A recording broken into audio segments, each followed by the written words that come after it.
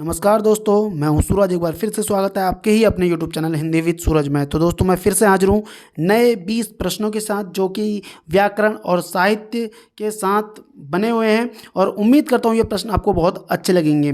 तो आप लोग भी जब इस वीडियो को देखें तो दोस्तों, आप अपने मार्क्स को ज़रूर चेक करें कि आपके कितने प्रश्न सही बन रहे हैं। यदि आपके प्रश्न 15 से ऊपर जा रहे हैं तो आपकी तैयारी एक ठीक ठाक लेवल पे चल रही है। यदि आपके प्रश्न 15 से कम चल रहे हैं तो आपको बहुत ज़्यादा सुधार की ज़रूरत है। जिस तरीके के ये प्रश्न है, तो प्रश्न का लेवल कोई ज़्यादा बहुत टफ नहीं है, तो मैं उसी हिसाब से बोल रहा हूँ कि 15 से आपके ऊपर आने ही चाहिए दोस्तों। तो ज़्यादा समय न लेते हुए चलते हैं प्रश्नों की तरफ, बढ़ते हैं पहले प्रश्न की तरफ। तो पहला प्रश्न देखो, 8 बार 9 त्योहार लोक उक्ति का अर्थ है। दोस्तों, 8 बार 9 त्योहार लोक उक्ति का अर्थ क्या है? तो लोक उक्ति सबसे पहले समझ लो, संस्कृत भाषा का शब्द है।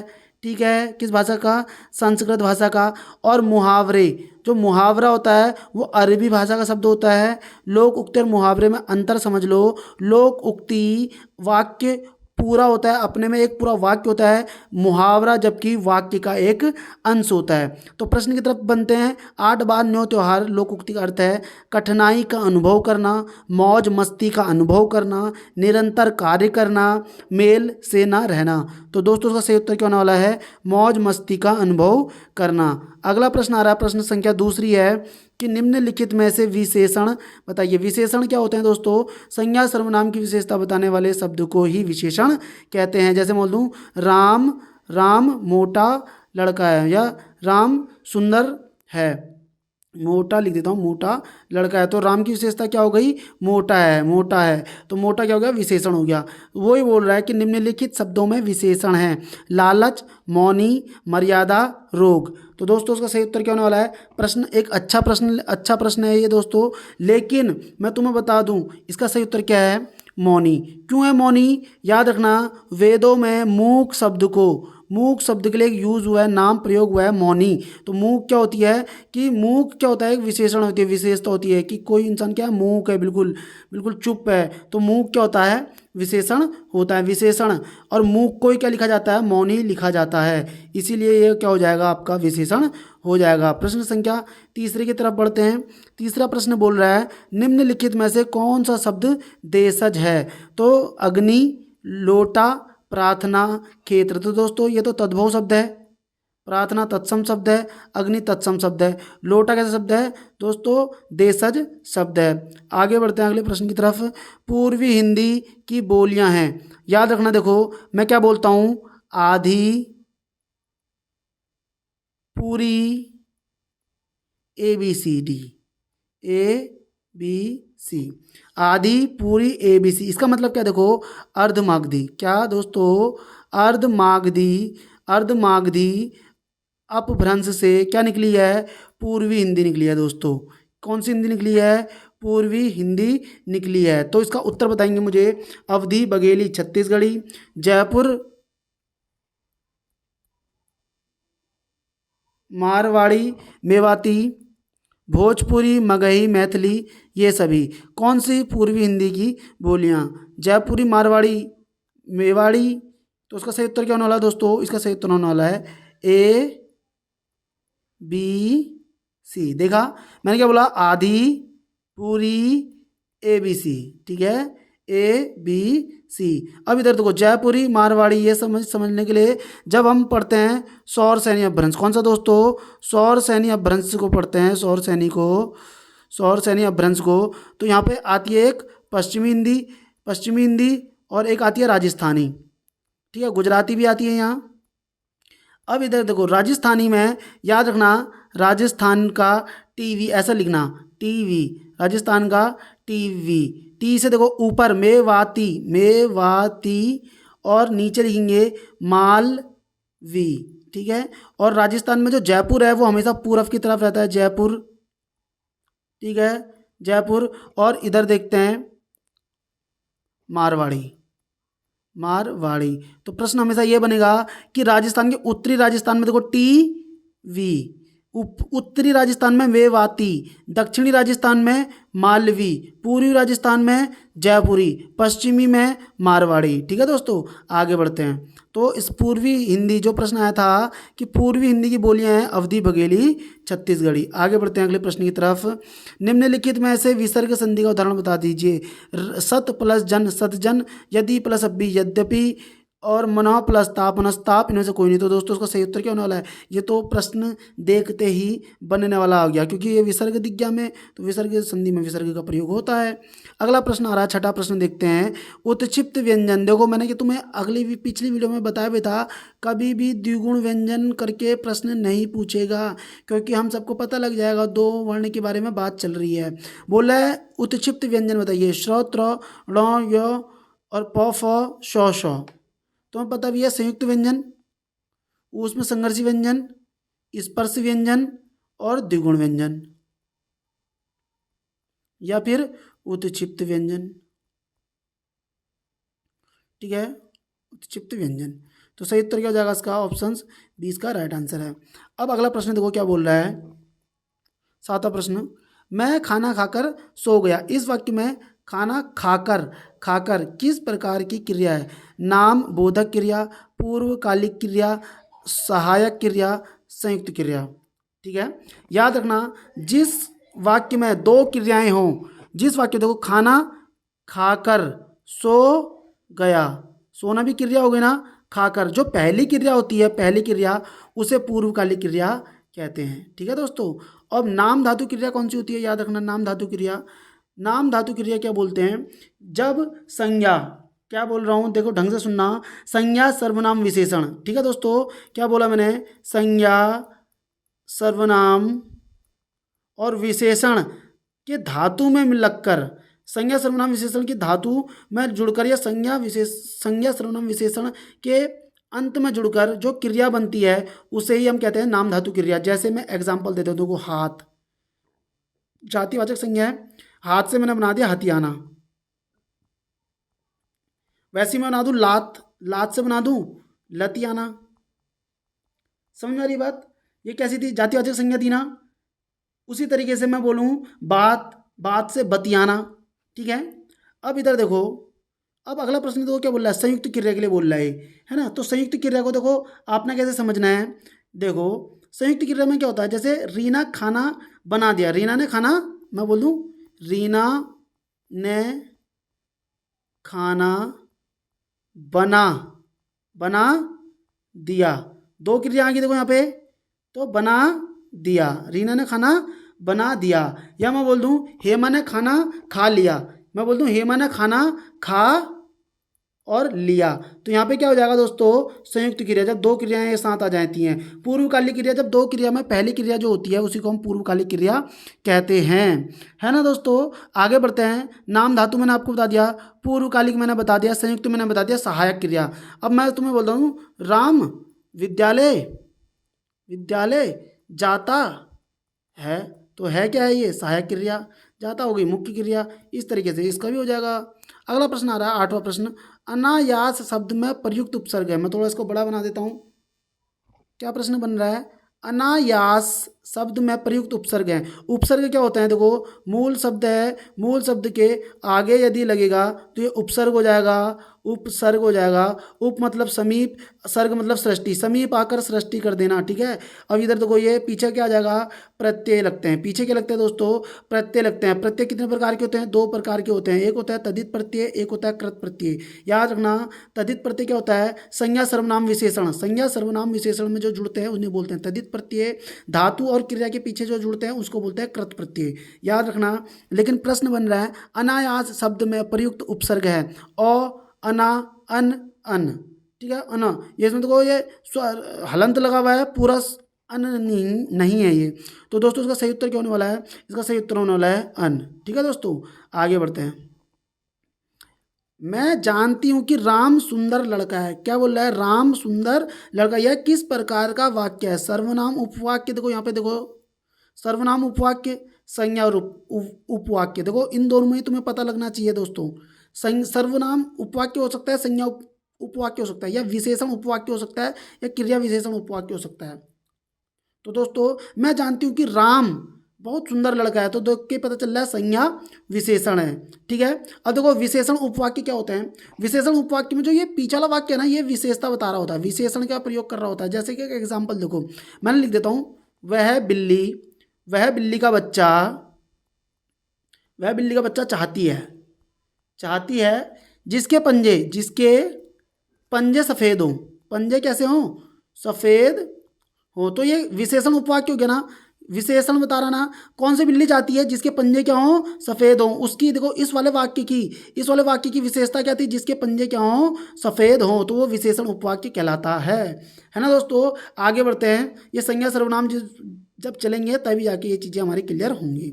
अगला प्रश्न आ रहा है, महादेवी वर्मा कृत नीरजा किस विधा की रचना है। ठीक है दोस्तों, क्या बोला? महादेवी वर्मा कृत नीरजा किस विधा की रचना है। अब एक चीज़ देखो, रेखा चित्र, कहानी, उपन्यास, काव्य संग्रह। यकीनन अगर मेरी आप पिछली वीडियो सारी देखते हुए चल रहे हैं, आपको डाउट बिल्कुल नहीं रहने वाला है। याद रखना, नीरजा। ठीक है, रेखा चित्र, कहानी, उपन्यास, काव्य संग्रह। तो दोस्तों इसका सही उत्तर क्या होने वाला है? काव्य संग्रह।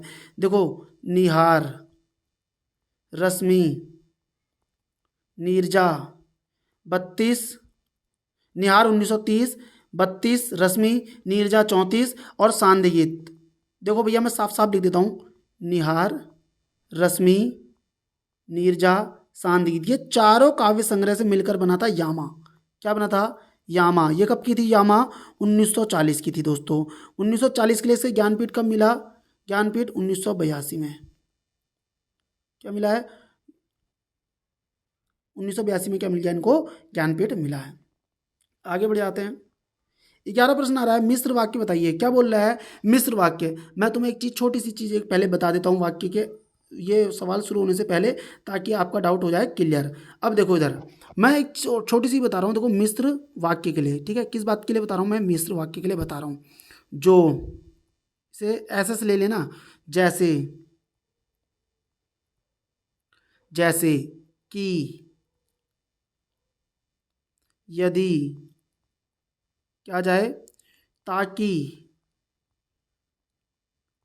क्योंकि, जब। ठीक है, जिसने।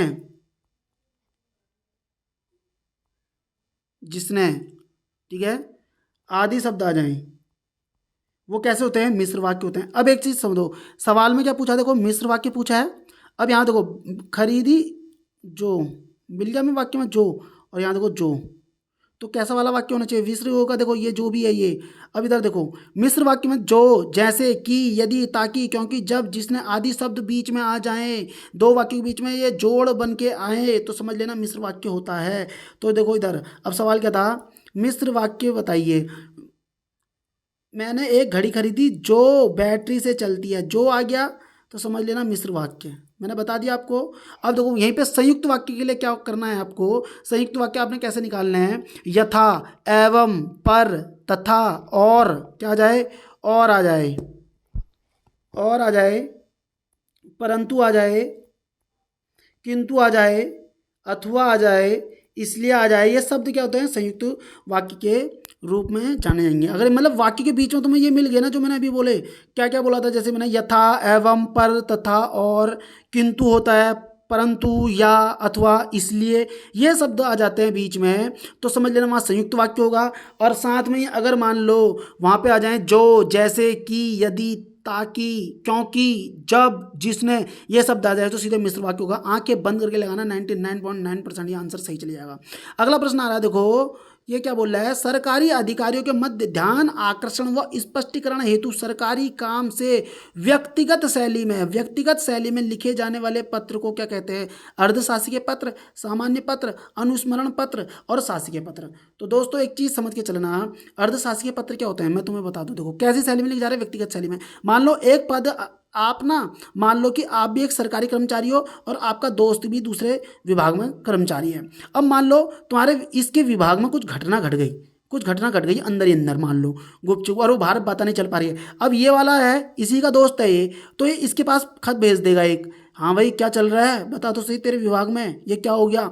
जब ये पर्सनल रूप से भेज रहा है, देखो व्यक्तिगत शैली में भेज रहा है, ठीक है। इसमें ना तो अपने पद का नाम प्रयोग करेगा ये, ना ही अपने विभाग का, और जहाँ भेज रहा है ना ही उस विभाग का, ये पर्सनली भेज रहा है इसको कि तेरे विभाग में क्या हुआ है। तो जब सरकारी अधिकारियों के मध्य ध्यान आकर्षण व स्पष्टीकरण हेतु सरकारी काम से व्यक्तिगत शैली में लिखे जाने वाले पत्र को क्या कहते हैं दोस्तों, इसे कहते हैं अर्धशासकीय पत्र। अर्धशासकीय पत्र के बारे में मैं तुम्हें जानकारी दे रहा हूँ, याद रखना, ये चारों पत्र के बारे में लिख लेना डिटेल, मैं तुम्हें बता रहा हूँ चारों के ये प्रश्न ऐसे ही पूछे जाएंगे जैसे मैं तुम्हें बता रहा हूँ। देखो व्यक्तिगत पत्र शैली, देखो ये कैसे लिखी जाएगी, पहली बात तो व्यक्तिगत पत्र शैली में कौन सी शैली होती है, ये उत्तम शैली होती है। क्योंकि उत्तम शैली क्यों होती है, क्योंकि मैं लिख रहा हूँ खुद अपने दोस्ती के लिए, ठीक है। तो जब कोई भी सरकारी कर्मचारी जो भी होगा ना, अधिकारी, अब सरकारी कार्य के लिए कर रहा है किसी अन्य सरकारी अधिकारी को व्यक्तिगत नाम से अपेक्षित सूचना और स्पष्टीकरण के लिए, और ये अनौपचारिक पत्र होते हैं, ये औपचारिक नहीं होंगे। याद रखना अर्धशासकीय पत्र कैसे होते हैं, अनौपचारिक होते हैं। ये स्टार मार्क पॉइंट हैं, आप लोग नोट करके चलोगे ना तो कभी ना कभी मुझे याद जरूर करोगे, इतना मैं तुम्हें बता रहा हूँ, ये क्योंकि बहुत बहुत बहुत महत्वपूर्ण चीज़ें बता रहा हूँ आपको। अनौपचारिक पत्र होते हैं, ठीक है। और ये अधिकारी का पदनाम इसमें प्रयोग नहीं किया जाएगा, मैंने पहले बताया तुम्हें पदनाम, क्योंकि आप अंदर ही अंदर दोस्तों से पूछ रहे हो ना भाई, अपना अपने विभाग अपना वो थोड़ा ना बोलोगे, आप तो सीधे भेज दोगे भाई क्या बात चल रही है अपने विभाग के बारे में, इस तरीके से बताते सरकारी के रूप में दिया जाता है। अब देखो अगली चीज इसमें देखो आ रही है, देखो अनुस्मरण पत्र। अनुस्मरण को ही बोलते हैं स्मरण पत्र, ठीक है। अब मान लो अनुस्मरण पत्र क्या होता है, अनुस्मरण पत्र, मान लो एक विभाग ने इस विभाग से कुछ डिटेल मांगी थी, एक विभाग ने पुराने या दूसरे डिपार्टमेंट से कुछ सूचना मांगी, लेकिन इसने पहली बार जब पत्र भेजा तो यहाँ से कुछ भी रिप्लाई नहीं आया।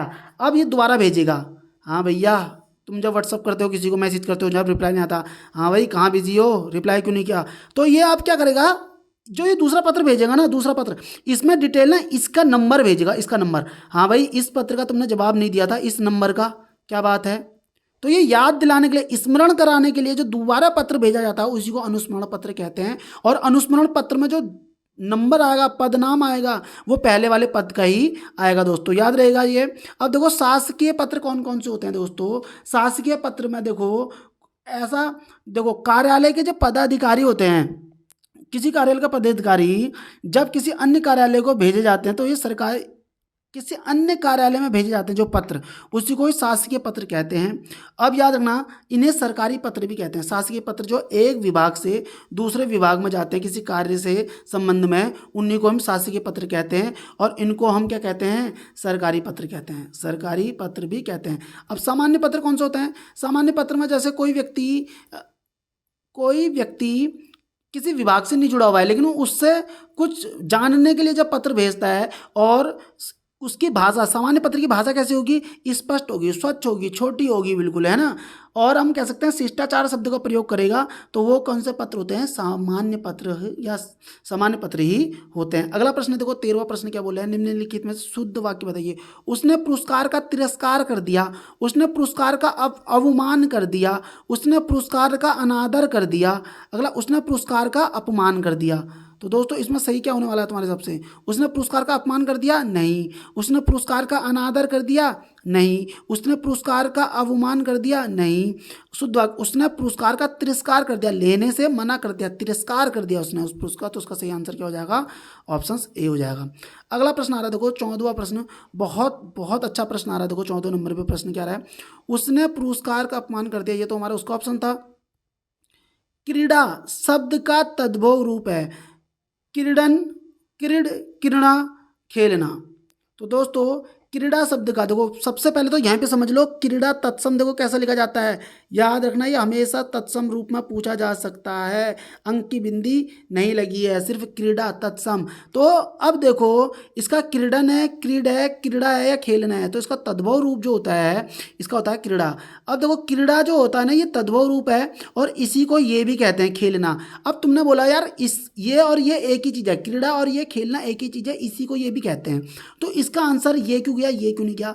ये सेम वैसा प्रश्न है कि ताजमहल कहाँ है, मैं तुमसे बोलूँ यूपी या फिर भारत, तुम क्या बोलोगे, मैं बोलूँ यूपी या फिर बोलूँ भारत, तो तुम बोलोगे यूपी में। अब मैं एक काम करता हूँ, अब मैं तुमसे बोल दूँ ताजमहल कहाँ है, यूपी और आगरा में, तो आप फिर क्या करोगे, यूपी को कट करके आगरा सेलेक्ट कर दोगे। मतलब जो ज़्यादा नज़दीक होता है हम उसको सही कर लेते हैं। अगर ये विकल्प में नहीं होता तो हम खेलने में जा सकते थे, अदरवाइज इसमें क्रीड़ा का भी ऑप्शन था तो हमने इसको सही माना है दोस्तों। अब अगला प्रश्न आ रहा है, पर्णकुटी का विलोम क्या होगा। पर्णकुटी समझते हो क्या होता है? पत्ते की कुटी, पत्ते की झोपड़ी एक प्रकार से। इसका विलोम तुष्टि, तटस्थ, प्रसाद, प्रासाद। तो दोस्तों तुष्टि, तटस्थ, प्रसाद, प्रसाद। तो दोस्तों तुष्टि का मतलब होता है संतुष्ट होना एक प्रकार से, ठीक है दोस्तों। तुष्टि का मतलब क्या होता है? किसी भी चीज़ से संतुष्ट हो जाना, ठीक है। और तटस्थ का मतलब क्या होता है? कि जमना एक जगह पे, ठीक है, तटस्थ, ठीक है। अगला प्रश्न आ रहा है प्रसाद। प्रसाद किसके लिए प्रयोग किया जाता है? जो हम ईश्वरों में चढ़ाते हैं, ईश्वर के रूप में हम चढ़ाते हैं जो, तो उसी को हम कहते हैं, जो प्रसाद भगवान का भोग होता है उसको हम कहते हैं प्रसाद। लेकिन प्रासाद याद रखना, इस प्रासाद का मतलब होता है राजभवन, ठीक है। क्या होता है? राजभवन। तो देखो पत्ते की कुटी का विलोम क्या हो जाएगा? राजा का भवन। ऑप्शन डी इसका राइट आंसर हो जाएगा। अगला सवाल आ रहा है 16वां सवाल, देखो बिल्कुल आराम से कर सकते हैं, हिंदी में महाप्राण है, याद रखना। देखो मैं इसको पेज सेट कर देता हूँ, अब मैं यहाँ पे कर देता हूँ। देखो अघोष, अल्प प्राण, अघोष महाप्राण, सघोष अल्प प्राण, सघोष महाप्राण, सघोष अल्प प्राण नासिक के। प्रश्न क्या बोला था? महाप्राण बताना है, महाप्राण। तो तुम्हें पता भी है, एक तो महाप्राण कौन सा महाप्राण बोल रहा था बस। तो हमें पता है क अल्प प्राण, ख महाप्राण, गौ अल्प प्राण, घ महाप्राण। तो ख भी विकल्प में दिख गया हमें और घ भी हमें विकल्प में दिख गया, तो ऑप्शन ए इसका राइट आंसर हो जाएगा। अगला प्रश्न आ रहा है, देखो 17वां प्रश्न, मीराबाई, ठीक है दोस्तों। मीराबाई की भाषा मूलतः क्या है? राजस्थानी, अवधी, ब्रजभाषा या मराठी। दोस्तों सबसे ज़्यादा दिक्कत जो करेगा वो आपको राजस्थानी करेगा और एक ब्रजभाषा करेगा, इन दो में ही इसका आंसर भी है दोस्तों। तो दोस्तों मीराबाई की जो भाषा है वो कैसी है?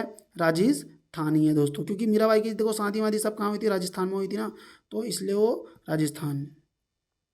अगला प्रश्न आ रहा है 18वां, राका का पर्यायवाची। देखो सबसे पहले तो तुम्हें पता होना चाहिए राका मतलब क्या होता है। राका, तो दोस्तों याद रखना राका मतलब क्या होता है? चंद्रमा।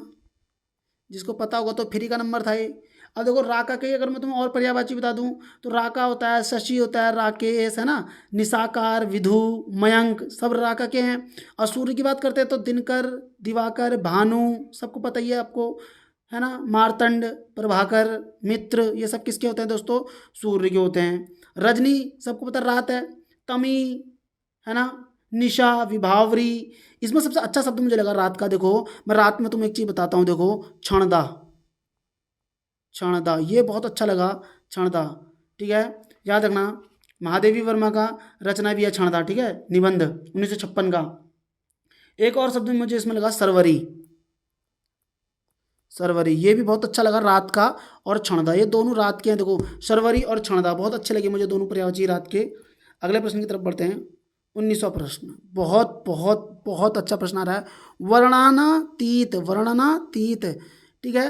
इसका अर्थ क्या है? अच्छा वर्णन, वर्णनातीत, अतीत का वर्णन, और छिपा वर्णन, वर्णन से परे, ठीक है। वर्णनातीत, इसका सही उत्तर क्या होने वाला दोस्तों? वर्णन से परे, ठीक है, वर्णनातीत। अगला प्रश्न आ रहा है 20वां प्रश्न और आज का लास्ट प्रश्न, जिसके पास कुछ भी ना हो उसे कहते हैं, जिसके पास दोस्तों कुछ भी ना हो उसे क्या कहते हैं? दीन, गरीब, अकिंचन, निर्धन। तो दोस्तों सही उत्तर क्या होने वाला? 20 का अकिंचन इसका राइट आंसर हो जाएगा। अगला प्रश्न 21वां देखते हैं, लास्ट प्रश्न, निम्नलिखित में से पर्यावरण की सुरक्षा, बहुत अच्छा प्रश्न आया। देखो ये पर्यावरण की सुरक्षा का उल्लेख भारतीय संविधान में किस भाग में है? क्योंकि पॉलिटी तो अपने को बहुत पसंद है, इसलिए मुझे क्वेश्चन को छोड़ना नहीं है। ऑप्शन से, समवर्ती सूची, संघ सूची, राज्य सूची, या इनमें से कोई नहीं। तो दोस्तों उसका सही उत्तर क्या होने वाला है? 21वें का, 21वें का सही होने वाला है समवर्ती सूची। समवर्ती सूची में दोस्तों कितने विषय हैं? 52 विषय हैं। कौन सी अनुसूची का उल्लेख होता है इसमें? 7वीं अनुसूची का उल्लेख होता है। अनुसूची में कितने विषय होते हैं? समवर्ती सूची कितने अनुसूची, अनुसूची जो 7वीं अनुसूची है उसमें कितने विषय होते हैं? संघ सूची होती है, राज्य सूची होती है और समवर्ती सूची होती है। देखो समवर्ती सूची में केंद्र और राज्य दोनों मिलकर कानून बनाते हैं, राज्य सूची के विषय पर राज्य बनाती है, संघ सूची के विषय पर संघ कानून बनाती है। मिलते हैं दोस्तों अगले प्रश्न में, अगले पेपर में। तो आशा करता हूँ आज के प्रश्न आपको अच्छे लगे होंगे, और आज के प्रश्न आपको अच्छे लगे तो प्लीज़ वीडियो को लाइक करेंगे, चैनल को सब्सक्राइब करेंगे और कर देंगे प्यारा सा कॉमेंट। Thank you.